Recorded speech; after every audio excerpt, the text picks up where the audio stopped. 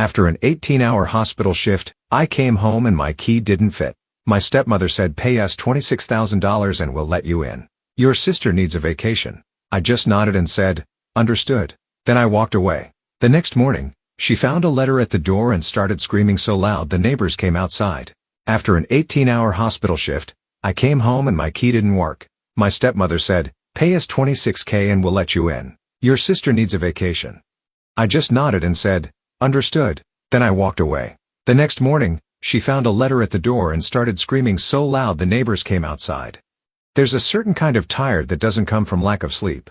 It sits in your bones, behind your eyes, in that hollow part of your chest where joy is supposed to live. That's the kind of tired I was when I got home. I'd been on shift for 18 hours straight, not just filling charts or monitoring vitals. I'd cracked a rib doing chest compressions on a teenager whose parents were still in the waiting room. I'd pronounced 3 people dead. I'd brought 2 back. I had dried blood on my sleeves and the stench of antiseptic buried in my skin. What I needed, was a shower, a quiet meal, and maybe 4 hours of sleep before I had to be back at the hospital in the morning. That was it.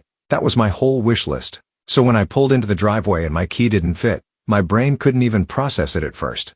I turned it again, jiggled it, stared at it like it might apologize. Then the door opened. My stepmother stood there in yoga pants and a wine-stained tank top, holding her phone in one hand and an attitude in the other. "Oh," she said, like she'd forgotten I existed. "You're back early." Behind her, my stepsister lounged on the couch in my hoodie, scrolling TikTok like she owned the place. Her boyfriend, who hadn't worked a single day since moving in, was halfway through a bag of chips I bought. "The key doesn't work," I said. "Right," she replied. "We changed the locks. Rent's gone up. You want to stay here? It's $26,000. Back rent. Plus utilities. Your sister needs a vacation. And frankly, you're a doctor. You can afford it." She said it like she was doing me a favor. I stood there, holding my duffel bag, shoes sticking to the welcome mat. I didn't say anything for a moment. Just looked at her. Really looked. The woman my father married while I was still learning to shave. The one who told me to call her Lisa, because stepmom sounded too formal, but who never once treated me like family. "Did Dad approve this?" I asked. She smirked. "Your father's overseas. This is my house when he's gone. I make the rules." I looked past her into the living room. My old textbooks were stacked on the floor, still in the same spot I left them. My name was still on some of the utility bills. "I paid them last month." "Understood," I said. I nodded once, turned, and walked back to my car. I didn't slam the door. Didn't yell. Just drove off into the night, the ache in my chest sharper than any shift I'd pulled. I slept in the call room at the hospital, on a plastic mattress, wrapped in a scratchy blanket that smelled like disinfectant. And while I slept, fitfully, shallowly, they celebrated. Probably toasted with boxed wine to their genius idea of extorting me. Maybe my sister posted about it online, a TikTok with some petty caption about how freeloaders don't get free rides forever. What they didn't know was that I'd been waiting for this moment for years. The next morning, while they were still asleep, probably nursing hangovers and delusions, I drove back, knocked once, then laid the envelope right in the center of the doormat, where she'd be sure to see it. Then I parked down the street and waited. 15 minutes later, right on schedule, because she always checked the front step around 9:30 a.m., like clockwork, the front door creaked open. Lisa emerged in fuzzy slippers, holding a mug that said, "Number 1 Mom," in peeling glitter. She bent down, picked up the envelope, opened it, and screamed. Not a sharp gasp, not a cry of surprise. A full-throated, soul-shaking, "someone has died" scream. Lights flicked on in the house across the street. A dog started barking. Curtains moved. The neighbors came outside. From the safety of my car, I watched her face contort. Rage, panic, confusion. Like someone had just told her the world was ending. She called for her daughter. My stepsister stumbled out, squinting in the sunlight, took one look at the paper, and started shouting. I didn't move, didn't smile, didn't flinch. I just waited, because this was only the beginning. I used to think of that house as safe. When I was a kid, it was the place I ran to after soccer practice, after school, after heartbreaks and scraped knees. The fridge always had orange Gatorade. My dad always smelled faintly of soap and hospital-grade sanitizer. He'd come home late, but still managed to sit beside me while I did homework, nodding off with a medical journal in his lap. My mom kept the house warm, literally and figuratively. She liked throw blankets, cinnamon candles, and hugging too long. Then she died. I was 12 when the car accident happened. One minute she was picking up party favors for my birthday. The next, She was gone. My dad didn't cry at the funeral. He held it together for me. But I remember how tightly he gripped my shoulder in the pew. Like if he let go, we'd both collapse. For a while, it was just us. Two people floating in the same lifeboat, doing our best not to rock it. Then came Lisa. I was 15 when they got married. She had a daughter, Kayla, who was my age, but we couldn't have been more different. Kayla was the kind of girl who called adults by their first names and thought it made her mature. She blasted music in the kitchen, rolled her eyes constantly, and had a new phone every 6 months. I was the quiet one, the studious one, the weird one, according to her. Dad got deployed the same year. Some long-term contract overseas through a military medical program. Said it was temporary. Said he'd be back before I knew it. Said Lisa would hold down the fort. Lisa didn't hold down anything. She just took over. Overnight, everything changed. The throw blankets disappeared. The cinnamon candles were replaced by sterile lavender plug-ins. The framed photo of my mom vanished from the hallway. No one talked about it. I remember asking once if I could keep it in my room. Lisa looked at me like I'd asked to hang roadkill on the wall. Don't you think it's time we all moved on? What she meant was, don't you think it's time I erased your mother completely? I kept my head down. Focused on school. Got into college early. Pre-med. I did everything I could to stay out of the house. Internships. Summer jobs. Anything. I only came back for holidays or when I was between leases. And even then, I paid my share. More than my share, actually. I covered groceries, split utilities, fixed the leaking sink in the downstairs bathroom when Lisa said she didn't want to deal with plumbers. She never thanked me. Kayla brought her boyfriend into the house when we were 19. He was older, tattooed, unemployed, and according to Lisa, misunderstood. He practically moved in, ate our food, streamed video games at full volume, never paid a cent. He's family, Lisa said. Funny how I was never referred to that way. By the time I graduated med school, I was done hoping they'd ever treat me fairly. But I still paid bills, still helped out. I didn't want drama. I didn't want confrontation. I wanted peace, and I thought maybe if I was generous enough, quiet enough, they'd leave me alone. They didn't. The moment I started earning a real salary, it was like someone flipped a switch. Suddenly, every dinner conversation became about money. Lisa would drop passive-aggressive comments about how expensive it is to raise boys and how I'd lived here for free for so long. Then it got less passive, more aggressive. She started asking if I'd consider contributing a little more, even though I was already paying more than anyone else. She mentioned how Kayla had never gotten a proper vacation and deserved a break. Then, one night, while I was microwaving leftovers I bought myself, she flat out asked me to back pay rent. For all the years I'd lived under her roof.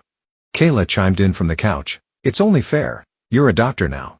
I didn't respond, just stood there, staring at the lasagna slowly rotating in the microwave, thinking about how surreal it was to be financially mugged in your own kitchen. A few days later, the locks were changed. And that's when I gave them the letter. It wasn't angry. It wasn't emotional. It was just business. A clean, formal eviction notice, stapled to a copy of the property deed with my name on it. What they didn't know, what they never asked, was that the house had been legally transferred to me when I turned 21. My dad bought it before he married Lisa. It was his outright, and he gifted it to me in a trust, quietly, without a word to her. Just in case, he'd said. I want you to be protected, no matter what. I never bragged about it, never used it as leverage. I kept paying bills, kept playing nice, thinking maybe one day they'd treat me like family. Instead, they changed the locks and demanded $26,000, so I gave them 30 days to leave. They didn't take it well. The moment Lisa saw the letter, her scream echoed down the entire street. Kayla came running, snatched the papers out of her hand, and shouted something I couldn't hear from the car. But judging by the look on her face, it wasn't thank you. They didn't believe it. We're going to call a lawyer, I heard her say later in a voicemail. This is fake. You had this forged. You think you're clever, but you're not. Then came the texts. How could you do this to us? This is betrayal. After everything we gave you, your father will hear about this. I didn't reply, because that house was never theirs. They just never thought the day would come when I'd stop pretending. In the meantime, I crashed with a friend from med school, Jordan, the kind of guy who always has protein powder in the blender and never asks too many questions. I told him the basics. Family trouble. Temporary situation. He offered me the spare room, handed me a blanket, and said, cool, just don't steal my socks. The calls didn't stop. Lisa, Kayla, even the boyfriend, all of them taking turns on the guilt carousel. You're really going to kick out your own family? We took care of you when no one else did.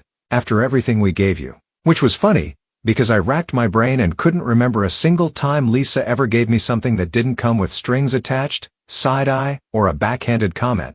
Unless you count anxiety, that she gave freely. I ignored the calls. I let the texts pile up. I figured they'd rage for a few days and then go silent. Wrong.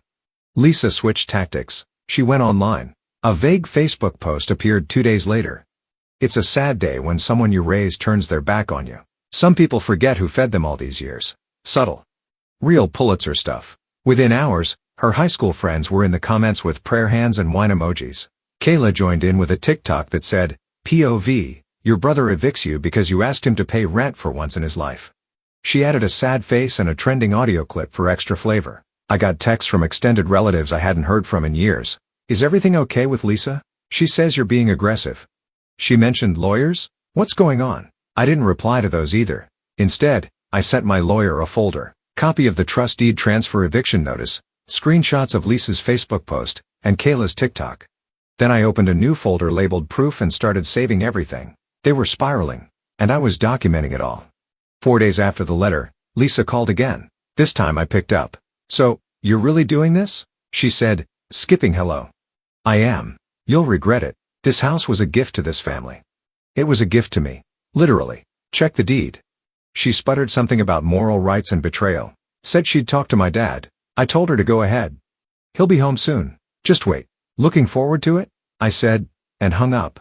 Truth was, I'd already spoken to him. Dad called me the night after the eviction letter went out. He sounded tired. Not confused. Not angry. Just quiet. I figured it would come to this, he said. You knew? I didn't know they'd lock you out. But I knew they were pushing you too far. I've been hearing things. Turns out, he'd been hearing things through the grapevine. Mutual friends, neighbors, people who saw the posts online and reached out to him, concerned. He didn't want to believe it at first, but the more he heard, the clearer it became. They weren't just ungrateful. They were actively trying to push me out. And he let me know. He stood by my side. He didn't say much else on the phone. Just, send me the documents. I'll handle it. And I believed him. But Lisa didn't. She thought she could still bluff her way through this. A week before the eviction deadline, I got another text. We're not leaving. This isn't legal. I'm his wife. That house is half mine. That's when I sent the next official letter. Through my lawyer. Certified mail. It explained the trust. It clarified that the house was my father's separate property, purchased before marriage, and that he had full legal right to gift it to me. The documents were clean. The trust airtight. No loopholes. No mistakes. Just facts. I expected silence. Instead, they doubled down. Kayla made another TikTok. This time she was crying on camera, saying her evil brother was throwing them on the street. Lisa posted another dramatic Facebook status. Some people forget where they came from. We gave him everything. Now he wants us homeless. I screenshotted it, added it to the proof folder. That same day, I got a call from one of the neighbors. Sweet older woman who used to bake cookies when we were kids. They've been telling people you forged the deed, she said, concerned. That's fine. I'm not here to win Facebook. I'm here to reclaim my house. Then came the cherry on top. 3 days before the deadline, I went to my car after a long shirt and saw a piece of paper taped to my windshield. A printed note. Sloppily typed. If you go through with this, we'll make sure everyone knows what kind of person you really are. Don't test us. No signature. Just cowardice and desperation. I smiled. Took a photo. Added it to the folder. Because that's the thing about threats. When you've already lost your patience, your peace, and your tolerance, there's nothing left to threaten. Let them talk. Let them post. Let them scream. I had the deed. I had the law. And most importantly, I had enough. The deadline was almost here, and so was my dad. The eviction deadline came on a Thursday. I didn't sleep the night before. Not because I was nervous.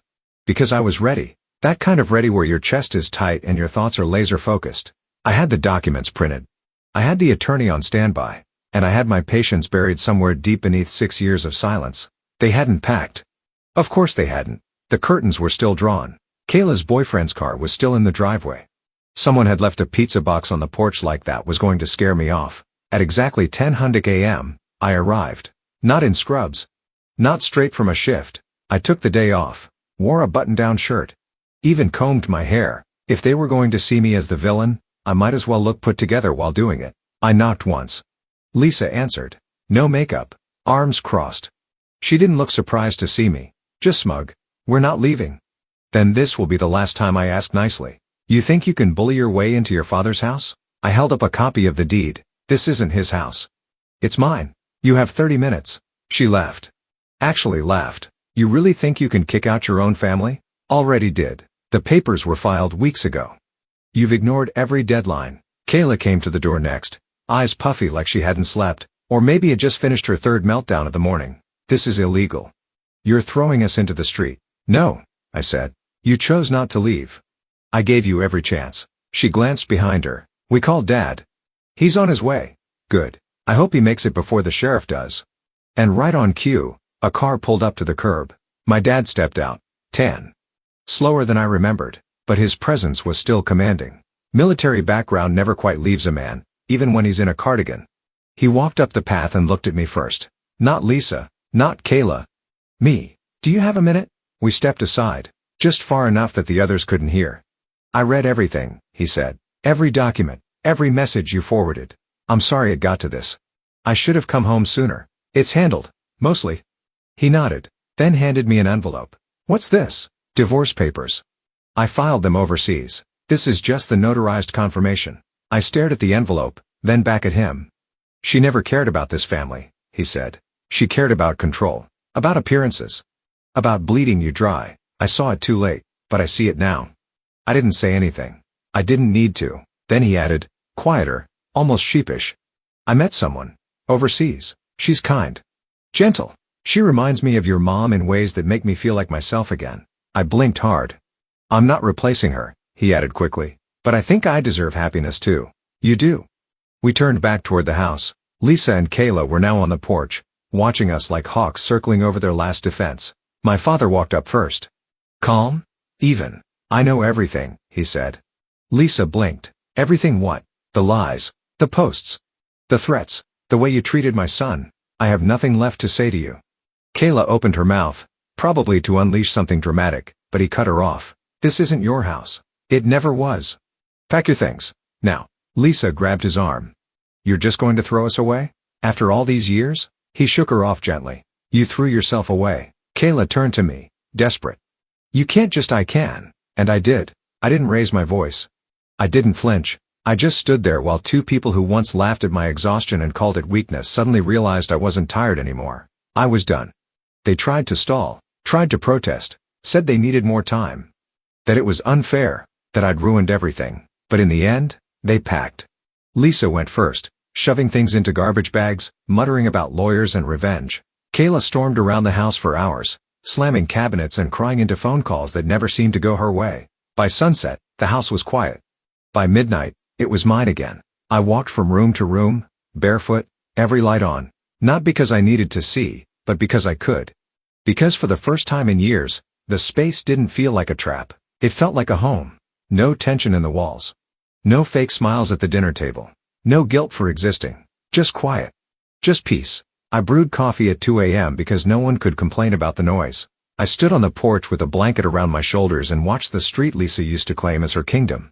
It looked smaller now, less threatening, like something I'd finally outgrown. And when I turned around, I didn't see the ghosts of old arguments or half-swallowed rage. I saw possibility. Clean floors. Empty walls. Space to breathe. My house. My rules. My peace. It's been 6 months. Kayla moved in with her boyfriend's parents. That didn't last long. From what I hear, they kicked them both out after a few weeks. Something about bills, attitude, and staying up all night yelling at Xbox players through the headset. Lisa tried to sue. She lost. Then she tried to guilt-trip my dad. That didn't work either. He's living overseas full-time now. Happier, healthier, with someone who actually respects him. He told me last month he hasn't felt this peaceful in decades. As for me, I still work long shifts.